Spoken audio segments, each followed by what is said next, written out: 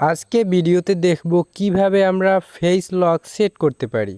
তো dear viewers, আপনার কাছে স্যামসাং এম সিরিজের ফোন রয়েছে, আপনি চাচ্ছেন ফেস লক সেট করতে। তো ফেস লক সেট করার জন্য আমরা চলে যাব এই যে সেটিংস নামের একটি অ্যাপ্লিকেশন রয়েছে, জাস্ট সেটিংসে ক্লিক করব। এরপরে আমরা এই ইন্টারফেস থেকে একটু নিচে চলে আসব।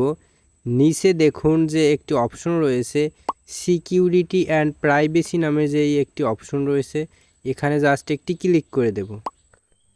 এখান থেকেও আমরা একটু নিচে চলে আসব। নিচে আসার পর দেখুন এখানে যে লেখা রয়েছে স্ক্রিন লক অ্যান্ড বায়োমেট্রিক, সাথে দেখুন লেখা রয়েছে পাসওয়ার্ড অ্যান্ড ফিঙ্গারপ্রিন্ট। এই যে অপশনটি রয়েছে এখানে জাস্ট আমরা একটি ক্লিক করব। এরপর এখানে আপনার স্ক্রিনের পাসওয়ার্ডটি চাইবে। আপনি যে লকটি দিয়ে আনলক করেন, যেই পাসওয়ার্ড দিয়ে ফোন আনলক করেন, সেই পাসওয়ার্ডটি এখানে আগে বসিয়ে দেবেন। এরপরে আপনাদের কাছে কিন্তু স্ক্রিন লক অ্যান্ড বায়োমেট্রিক্সের ইন্টারফেসটি চলে আসবে। এভাবে দেখুন, উপরে রয়েছে পিন, এরপর রয়েছে পাসওয়ার্ড, এরপর রয়েছে প্যাটার্ন, এরপরে সবার নিচের দিকে দেখুন ফেস রিকগনিশন বলে একটি অপশন পাবেন। এই যে ফেস রিকগনিশন অপশনটি রয়েছে, জাস্ট এখানে একটি টাচ করে দেবেন।